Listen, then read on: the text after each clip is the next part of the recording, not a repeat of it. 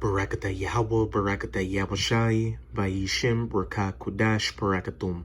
First and foremost, I want to give all praises, glory, and infinite honors to Yahweh, Vayishim, Yahushai. Double honors to the apostles and elders of Great Millstone who ruled and teach well. In peace and salutations to Ya'akim out there pushing this word in truth and sincerity to the four corners of the globe. May you brothers endure until the end. This is the brother Raya with another video, and I'm going to start it off in 2nd Esdras chapter 9, verse 1.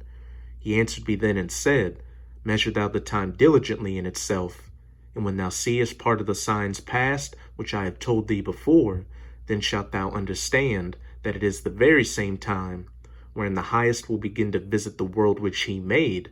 Therefore, when there shall be seen earthquakes and uproars of the people in the world, then shalt thou well understand that the Most High spake of those things from the days that were before thee, even from the beginning. For like as all that is made in the world hath a beginning and an end, and the end is manifest. And if you have that spiritual eye salve, you can clearly see the end is manifesting right before us. Some of the indicators that we're living in the last seconds of these last days is, as it says back in verse 3, there shall be uproars of the people in the world, which happened all throughout 2019 with protests in France, Hong Kong, Lebanon, India, Iraq, Iran, Central America, South America, etc., etc. And also this year, people are starting to protest this coronavirus lockdown, disregarding the stay-in-shelter orders and taking to the streets, demanding for their government officials to lift it. And also, there would be seen earthquakes in diverse places all across the planet to indicate that Yahushua HaMashiach, whom the world ignorantly calls Jesus Christ, was about to make his return. And that's what I'll be dealing with in this video. This is an article from endoftheamericandream.com titled, As the World is Distracted by COVID-19, a series of large earthquakes is rocking the ring of fire, and there shall be seen earthquakes and uproars of the people in the world. For like as all things have a beginning and an end, and the end is manifest, our salvation is nearer than when we believed Akim. So now more than ever, now is not the time to be getting lackadaisical or weak in this truth. Your faith should be at 144%, and you should have all 10 toes down, pushing this word as hard as you possibly can to make your calling and election sure, and have that protective hedge of Yahweh Ba'ishim Yahushai over you once Jacob's trouble really pops off. Within the past several days, large earthquakes have been striking all along the outer rim of the Pacific Ocean, and many are wondering if all of this activity could potentially be building up to something really big, and it is the second coming of Yahushai.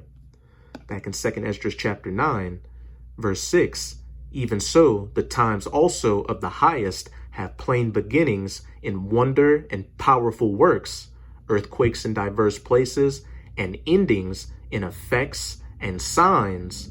Effects like Yahushua returning to save the elect of his people and put an end to the rulership of the heathens, chiefly you Edomites, or so-called white people, and usher in the eternal kingdom of heaven. Those that follow my work on a regular basis know that I have been deeply concerned about seismic activity on the West Coast for a long time, and scientists assure us that it is just a matter of time before the big one hits us. According to Wikipedia, approximately 81% of all large earthquakes take place along the Ring of Fire, and of course the west coast of North America accounts for a large stretch of it. As you can see from this map, the California and Alaska coastlines have been absolutely peppered by quakes in recent days, but nobody is really talking about these quakes because everyone is so focused on COVID-19 right now. Yes, this pandemic deserves our attention, but I would submit that all of the unusual shaking that has been happening certainly deserves our attention as well. You may not have heard about it yet, but a magnitude 4.5 earthquake rocked San Diego on Saturday afternoon.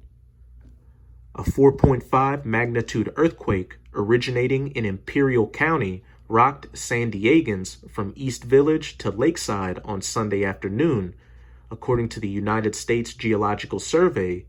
The quake struck at 3:07 p.m. in Imperial County, about 10.5 miles southeast of Octillo Wells, according to the USGS. It had a depth of 10 kilometers or 6.2 miles. This is a rather large quake for that particular area, and it is just one of hundreds that have been hitting the region. In fact, Caltech says that there have been 1,227 earthquakes in California and Nevada over the last 7 days. Meanwhile, the section of the Ring of Fire that runs along the west coast of South America has also been getting hit pretty hard. A magnitude 5.4 quake struck northern Chile on Sunday, and that really shook a lot of people up. Subsequently, the portion of the Ring of Fire that runs along the coast of Japan was hit by a magnitude 5.8 earthquake very late on Sunday. The quake hit near the east coast of Honshu at 23.58 UTC on Sunday. The earthquake was reported to have a depth of 80 kilometers. It also hit 129 kilometers northeast of Saitama and also 26 kilometers southeast of Hitachi, according to EMSC-CSEM. USGS tweeted, prelim magnitude 5.8 earthquake near the east coast of Honshu, Japan, May 10th, 2358 UTC. And that unusual event in Japan was very quickly followed by a magnitude 5.6 earthquake in Indonesia. Of course, Indonesia sits right along the Ring of Fire as well. There's been so much shaking in Indonesia recently, but most Americans never heard about it. Just a few days ago, Indonesia was hit by a magnitude 6.9 earthquake that was so powerful that it was actually felt in Australia. So these aren't little earthquakes that are happening. These are numbers that just keep getting higher and higher. A powerful earthquake in Indonesia has been felt in the Northern Territory. Residents of Darwin reported online that they had felt the shake, which registered at a magnitude 6.9 quake late on Wednesday evening. The tremor hit the Banda Sea, more than 600 kilometers north of Darwin, at a depth of 142 kilometers.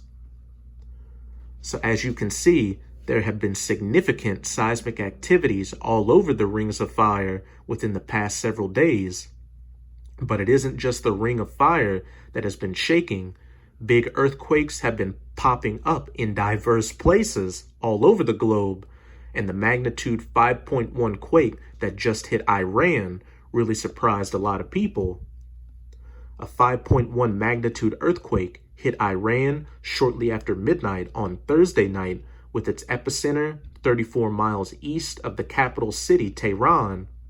AFP reported that panicked residents rushed into the streets, abandoning buildings in fear they would collapse. 2 people were killed and 55 injured in the earthquake. The earthquake was followed by 8 more mild aftershocks. And weird earthquakes have been happening in the US as well. Anyone that follows my work on a regular basis knows that in addition to the West Coast, I am always watching the New Madrid seismic zone very carefully. So when 2 unusual earthquakes hit southern Tennessee on Sunday morning, it definitely got my attention. Salakia.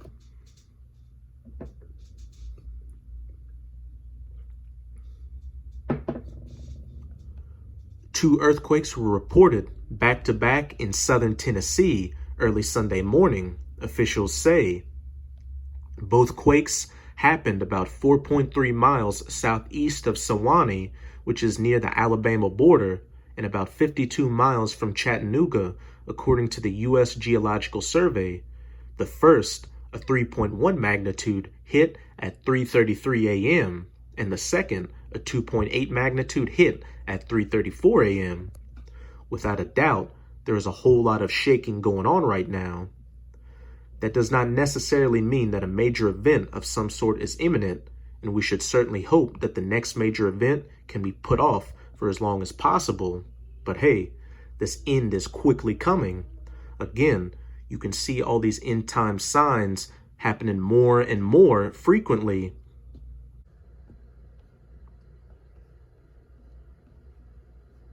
Let's say with this article. Now I'm going to close it out in Matthew chapter 24, start at verse 3. And as he sat upon the Mount of Olives, speaking of Yahushai, the disciples came unto him privately, saying, Tell us, when shall these things be, and what shall be the sign of thy coming, and of the end of the world? Jump down to verse 6. And ye shall hear of wars, the war in Iraq, the war in Afghanistan, the Syrian civil war, the Saudi war in Yemen, the South Sudanese civil war, the war in the Donbass and the Ukraine, and rumors of wars, a U.S. war with China, a U.S. war with Russia, an Israeli war with Iran, a U.S. war with Venezuela, etc., etc. See that ye be not troubled, for all these things must come to pass, but the end is not yet. For nation shall rise against nation, these coming race wars, which you can see the beginning stages of right now with this whole coronavirus thing. You've got people looking at and assaulting the so-called Chinese, who are the Moabites, because they believe that they spread the virus across the planet. And then you've got in the U.S. racial tensions building up over that whole shooting of Ahmaud Arbery, and kingdom against kingdom. These major nations going against each other, again, such as the U.S. against China. You've got the U.S. saying that they're at war with China over the coronavirus, and that the Chinese should pay reparations to the U.S. for spreading the virus in this country. And there shall be famines. You had the UN World Food Program say that because of this coronavirus lockdown, there could be more than 200 million people across the planet on the verge of starvation by the end of 2020. And then you've got talks of food shortages in the U.S., as well as those locust hordes eating up food crops in Africa, Pakistan, and Australia. And pestilences, the African swine fever, bird flu, the coronavirus, swine flu, and earthquakes, which we just read about in that article, in diverse places. All these are the beginning of sorrows. And while all these things are bad and are going to get much worse, the end won't truly come until the mark of the beast, which is the microchip implant, is mandatorily implemented. Then there's going to be the hour of temptation, World War III, or the battle in the Valley of Jehoshaphat in the Middle East, and then Yahushai's second coming to save his elect and put an end to this current age of the heathens. So with this video, I hope you sincere Akim are edified. Just keep strong and keep pushing this word. We're almost out of this final wicked captivity of the heathens, chiefly Esau, Edom. And as always, I'm going to say Abad Babal, Kwam Yasharallah, and until next time, Shalom.